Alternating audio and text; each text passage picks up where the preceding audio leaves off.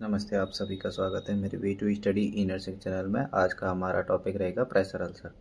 Definition. Basically pressure ulcer होता क्या है?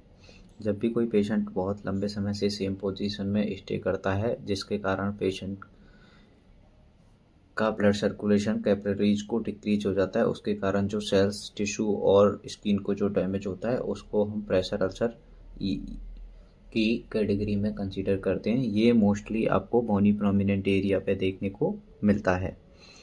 अकॉर्डिंग टू पोजीशन पेशेंट का रिस्क पार्ट चेंज हो जाता है।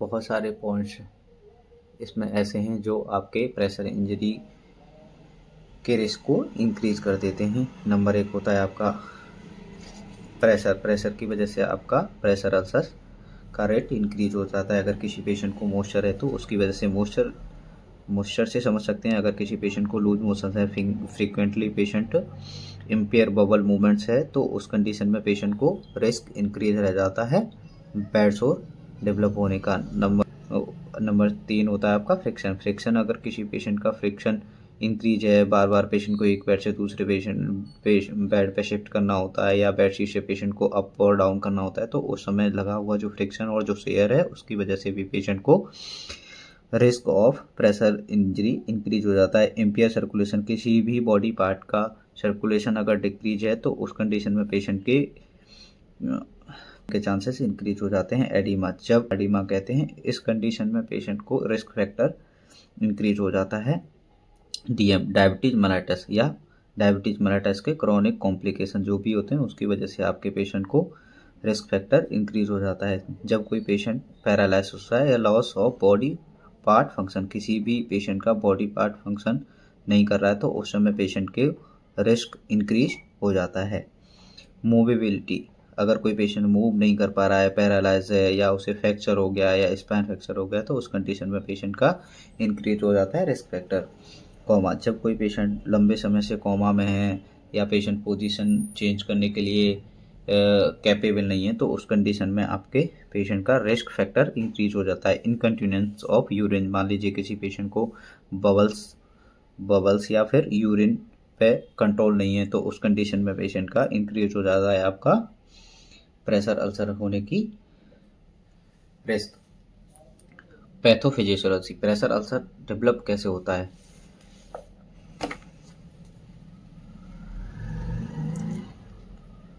Lying down in some position for prolong period, जब भी कोई पेशेंट लाइंग डाउन होता है बहुत लंबे समय तक, तो उस कंडीशन में increase pressure on bony prominent.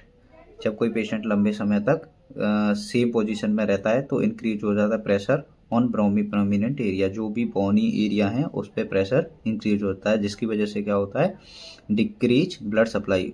Pressure की वजह से डिक्रीज हो जाता है आपका ब्लड सप्लाई, उसकी वजह से क्या रहता है, पेशेंट के सेल डेथ होने लगते हैं या टिश्यू डेथ होने लगता है, उसकी वजह से डॉक्यूवाइटिस, प्रेशर अल्सर या प्रेशर इंजरी हो जाता है। अकॉर्डिंग टू पोजीशन पेशेंट का क्या क्या पार्ट्स में आपका प्रेशर इंजरी देखने को मिलेगा, वो अभी डिस्कस करेंगे। अगर कोई पेशेंट सुपाइन पोजीशन में, तो उसे ऑक्सीपिटल एरिया में मोस्टली आपका प्रेशर अल्सर देखने को मिलेगा, और स्कैपुला रीजन में देखने को मिलेगा। सैक्रम, ये वर्ल्ड का सबसे मोस्ट कॉमन बेड सोर एरिया है, आपका एल्बो में देखने को मिलेगा या हील्स में देखने को मिलेगा। जब कोई पेशेंट साइड लाइन पोजीशन में है, तो पेशेंट को मोस्ट कॉमन एरिया जो बेड सोर के लिए हैं, वो आपको पॉइंट डिनोट करेंगे, जैसे कि ईयर हुआ, चीक हुआ, shoulder, ribs, superior iliac crust भी उसमें कंसीडर होता है। जब कोई पेशेंट प्रोन पोजीशन में है, तो उसका temporal area, cheek, anterior part of the shoulder, knee, toes, sole of the foot, जो सोल है आपके फुट का, ये जो पार्ट है वो आपको मोस्टली अफेक्टेड देखने को मिलेगा। किसी भी पेशेंट का कैपिलरीज को क्लोज करने के लिए 16 to 32 mm ऑफ Hg का प्रेशर चाहिए होता है। Duration of develop pressure ulcer 6 to 12 hours. Pressure ulcer type, there are 5 types. Number 1, जब किसी पेशेंट को स्किन रेड या डार्क ब्लूस इंडिकेट होता है तो उस पेशेंट में रिस्क बढ़ जाता है. तो स्टेज 1 में पेशेंट को ऑब्जर्व किया जाता है और अफेक्टेड एरिया को क्लीन किया जाता है विद प्लेन वाटर के साथ, और पेशेंट का फ्रिक्वेंटली पोजीशन चेंज किया जाता है एवरी 2 आवर्स और according to your SOP. Number 2, stage 2, जब किसी पेशेंट का एपिडर्मिस या एंडोडर्मिस दोनों लेयर का इन्वॉल्वमेंट होता है तो स्टेज 2 में पेशेंट को कंसीडर करते हैं. तो उसमें क्लीन करते हैं पेशेंट का वूंड को NS या सॉल्ट वाटर से.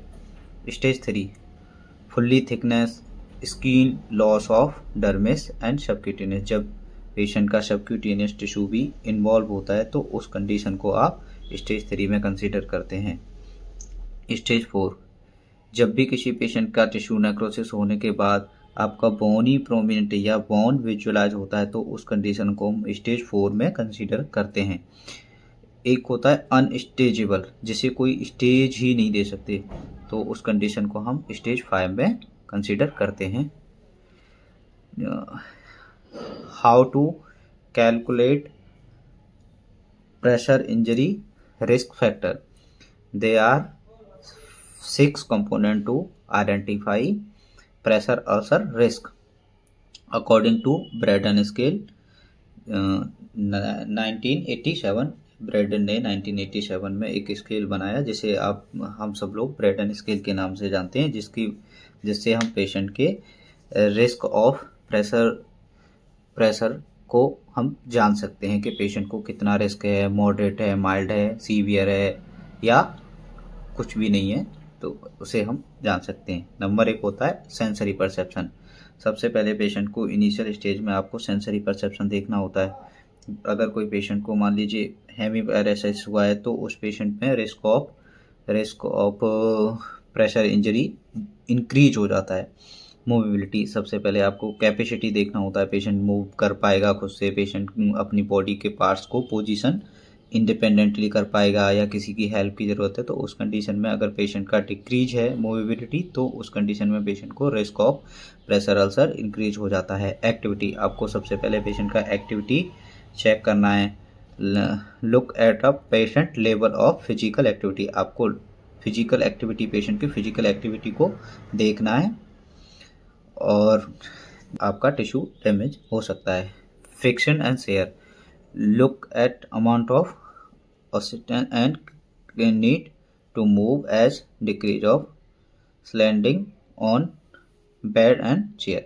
जब भी कोई पेशेंट को किसी बेड या चेयर पे बिठाने के समय या ऊपर नीचे करने के समय जो फ्रिक्शन और शेयर लगता है तो उसकी वजह से पेशेंट को आपका प्रेशर इंजरी होने के चांसेस इंक्रीज हो जाते हैं.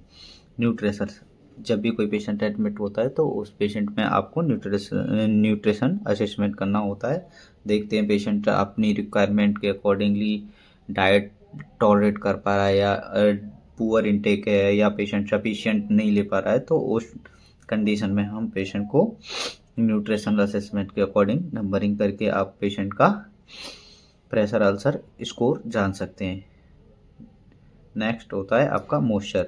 एक्सेसिव पेशेंट इनकंटिन्यूएंस है या पेशेंट को एक्सेसिव स्वेटिंग है या फिर पेशेंट ब्लाडर इनकंटिन्यूएंस है या यूरिन इनकंटिन्यूएंस है, तो उस कंडीशन में पेशेंट का रिस्क फैक्टर इंक्रीज हो जाता है. Braden scale, according to Braden scale ये आपका सेंसरी परसेप्शन में 1 to 4 होता है और मूवेबिलिटी में 1 to 4 होता है, एक्टिविटी में 1 to 4 होता है, बट फ्रिक्शन में 1 to 3 आपका नंबरिंग होता है. न्यूट्रिशन में आपका 1 to 4 होता है, मॉइस्चर में आपका 1 to 4 होता है.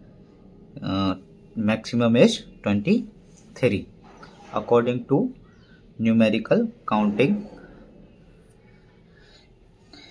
प्रेशर अल्सर रिस्क फैक्टर, अगर किसी पेशेंट का लेस देन 9 है तो वो patient very high risk of bed सोर में रहता है. अगर किसी पेशेंट का 10 to 12 है तो हाई रिस्क ऑफ बेड सोर में रहता है। अगर किसी पेशेंट का 13 to 14 है तो मॉडरेट रिस्क ऑफ बेड सोर में पेशेंट को कंसिडर किया जाता है। अगर किसी पेशेंट का स्कोर 15 to 18 है तो उसे माइल्ड रिस्क ऑफ बेड सोर में कंसिडर किया जाता है। अगर किसी पेशेंट का ब्रेडन स्कोर ग्रेटर देन 19 है तो उसे नो रिस्क ऑफ बेड सोर में कंसिडर किया जाता है। प्रिवेंट, हम बेड सोर को कैसे कैसे प्रिवेंट कर सकते हैं, उसके लिए हम क्या क्या डिवाइसेस का यूज़ करते हैं वो हम जानेंगे अभी। Change position every 2 hourly on bed patient and every 15 minute in a chair. जब कोई पेशेंट बेड पे है तो उसका आपको पोजीशन चेंज करने के लिए एवरी 2 आवर्स करना पड़ेगा। जब कोई पेशेंट व्हील चेयर पे है तो आपको 15 मिनट्स में उसका पोजीशन चेंज करना पड़ेगा। और आप कैसे कैसे पेशेंट को प्रेशर इंजरी या प्रेशर अल्सर से बचा सकते हैं। एयर मैट्रेस का आप यूज़ कर सकते हैं, वाटर वैक्स